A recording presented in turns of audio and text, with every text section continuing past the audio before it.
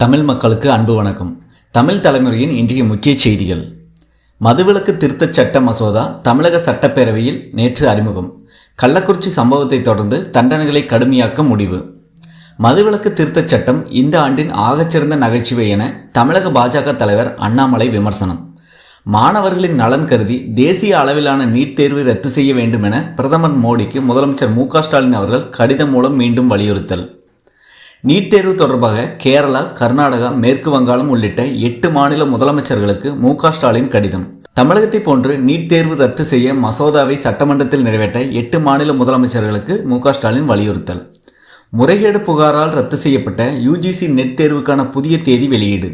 August 21 மற்றும் September 4 ஆகிய 2 தேதிகளிலும் 2 கட்டங்களாக நெட் தேர்வு நடைபெறும் என்று அறிவிப்பு.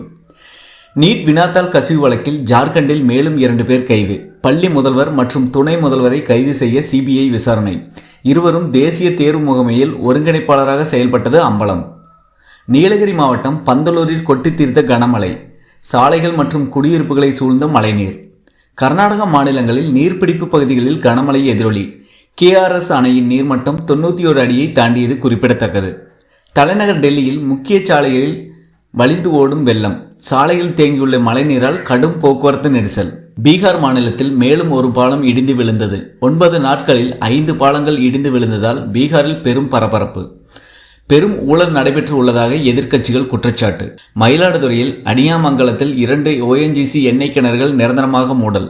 வருவாய்த்துறை அதிகாரிகள் முன்னிலையில் ONGC அதிகாரிகள் வாக்குறுதி.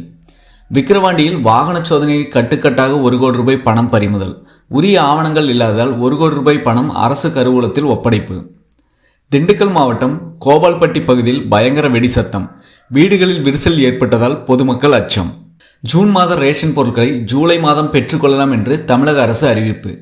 ஜூன் மாதத்திற்கான பருப்பு மற்றும் பாமாயிலை தற்போது இருப்பு உள்ளதால் வாங்காத குடும்ப அட்டைதாரர்கள் ஜூலை முதல் வாரத்தில் வாங்கிக் கொள்ளலாம் என்று உணவுத்துறை தெரிவித்துள்ளது. இந்தியாவில் மத சுதந்திரம் குறித்து அமெரிக்காவின் அறிக்கையை நிராகரித்த மத்திய அரசு. தவறான விளக்கங்களை கொண்ட ஒரு தலைப்பட்சமான அறிக்கையான இந்தியா குற்றச்சாட்டு.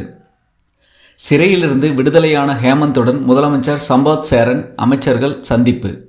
சதி திட்டம் காரணமாக 5 மாதங்கள் சிறையில் இருக்க வேண்டிய கட்டாயம் ஏற்பட்டதாக ஹேமந்த் சிங் சரண் குற்றச்சாட்டு.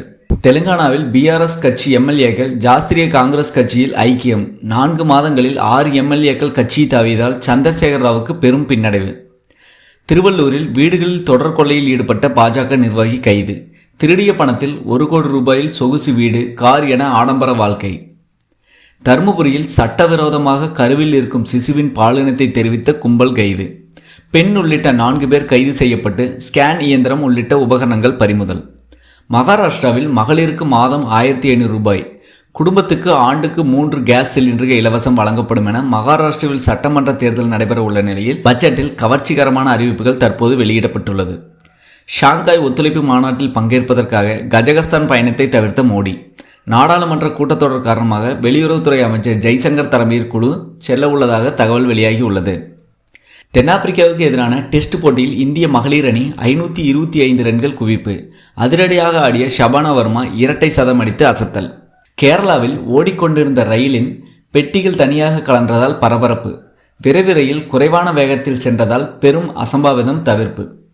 பெரும் எதிர்பார்ப்பை ஏற்படுத்தியுள்ள T20 உலகக்கோப்பை இறுதிப் போட்டியை கோப்பையை வெல்ல இந்திய மற்றும் தென்னாப்பிரிக்க அணிகள் இன்று பலப்பரீட்சை. இந்திய நேரப்படி இன்று இரவு 8 மணிக்கு இந்த ஆட்டம் தொடங்குகிறது குறிப்பிடத்தக்கது.